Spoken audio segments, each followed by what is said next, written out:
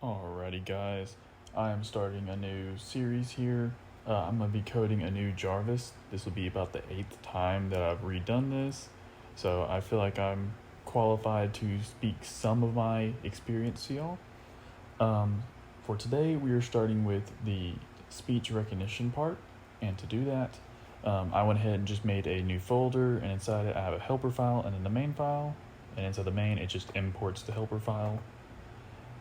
But to get started, what we need to do is open your command prompt or PowerShell, and you need to import the speech recognition file. I'm on Windows, so for Windows it is python -m pip install, and then it's speech recognition.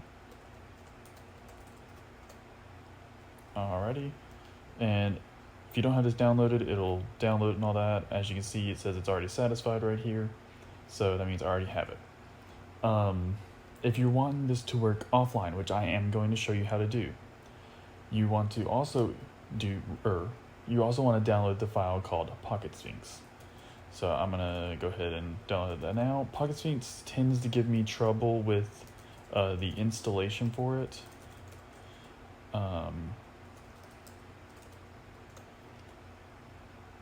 So you might have to look up a video online where they go to the Google browser and download the file and have to install that way. I don't know how to do that one. Luckily for me, it allowed me just to do it right here in the command prompt. But as you can see, it's also already installed right here. Alright, and then possibly you might need the request file. That would still be the python -m install, and we're going to do requests. And this one is also already satisfied. So alright, to get started, most basic form, we're going to start with importing your speech recognition file, and I'm going to import that as SR. That's just a simple thing that people tend to do. It just makes it easier to read, and it'll make a little bit more sense later on, I guess, is the way to put it. Alrighty, and for this, since I'm running this on my help file, I'm going to be writing this as a definition.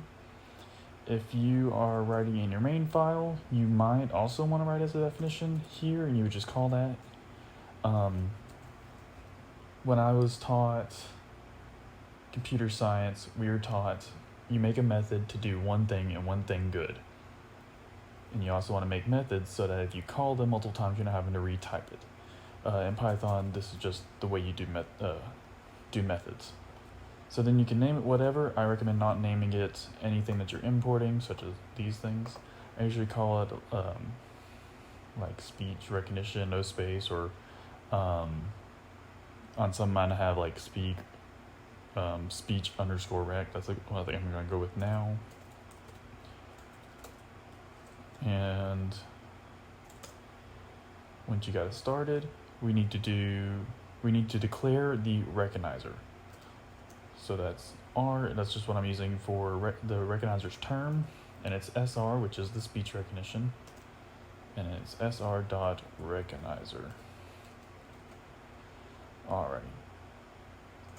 Now we're gonna put with SR.microphone, and I need the things as source. We are going to print say something. Alright, so when this runs, it'll start detecting your speech, and then it'll print out, hey, say something, and that's really when it starts listening. So for that, we're going to do audio equals r.listen. So that's saying with your recognizer, it's just going to listen for your speech. And where is that listening from? Well, the microphone is source, so we're going to pass in source. Alright. And then this is working for online right now. I'll show here in just a second for working offline. So right now we're going to do sed equals r.recognize Google, and we're going to pass in audio. Oh, not audio, data, audio. Alright. And then you'll have it, print whatever was said. Control S. And then over here,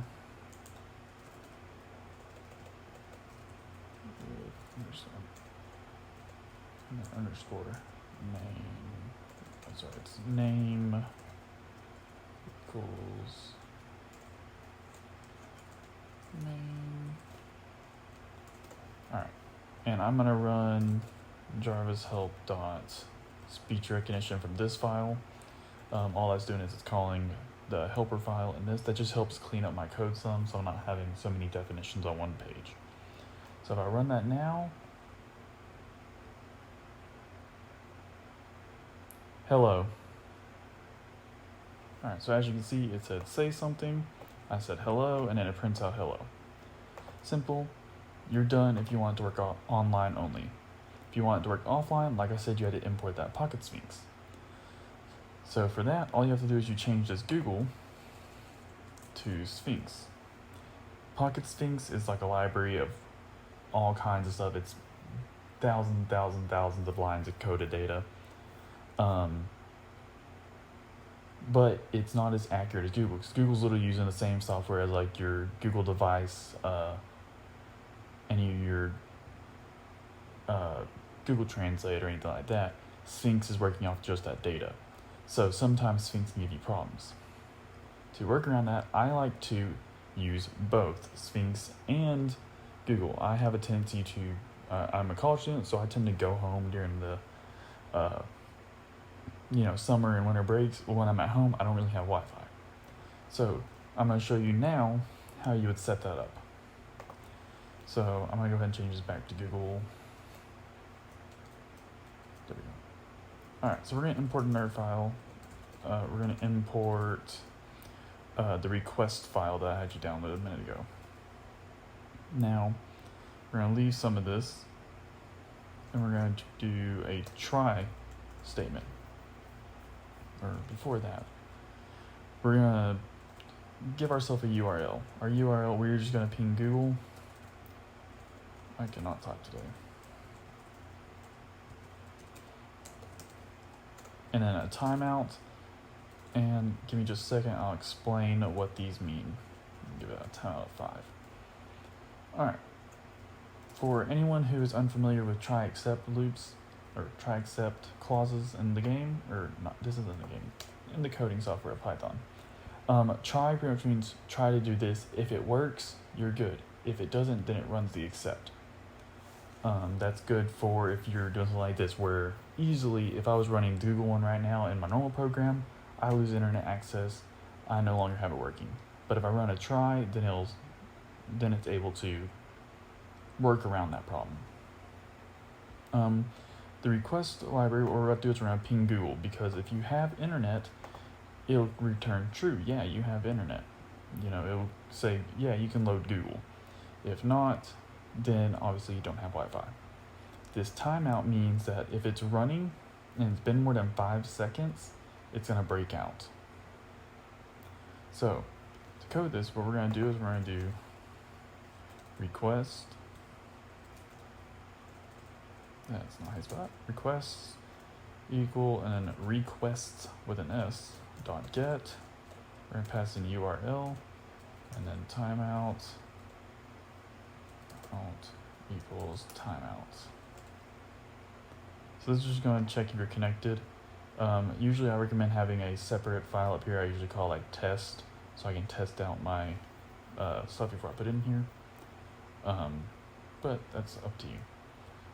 And the reason we're running this is because theoretically, this line right here, if it fails saying that you can't get to Google, it's not gonna allow this to go. This would throw up an error. All right, so now to continue on, we now have to write our accept. And for accept, I'm literally just gonna copy this and paste it in. And change that to Sphinx. So it's the same thing, all I did was just change it to Sphinx. Now, just to make this a little bit more clear as I show you how this works, we're going to say Google says, and then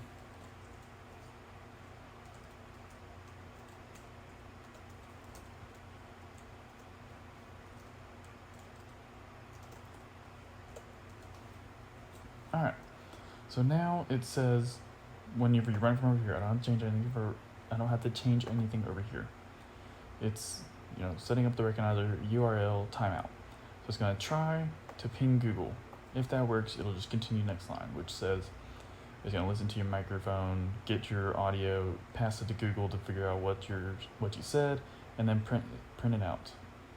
If it can't get to Google, it's gonna break it down to this one, where it's gonna instead record it and then pass it to Sphinx and then print out what you said. So if we run this right now, I'm connected to the internet. Hello, how are you? Google says, hello, how are you? Perfect. If I drop down here and turn off my Wi-Fi and then run it again. Hello, how are you? You can say Sphinx says, and then it says, hello, how are you? So that works just fine and dandy. I like to keep my Wi-Fi on because that's best. So in our application, that would be used for, of course, you speaking to it and whatnot. There is other ways you could use that. One of mine that I tried dealing with was you could message it in Discord. So you'd send a Discord message. I'm probably not going to make that one, but it had to first try to get the Discord message. If it didn't exist, then it ran that one. But that's all that's for this episode or video or whatever. Check back into the next one, and we'll continue with this system.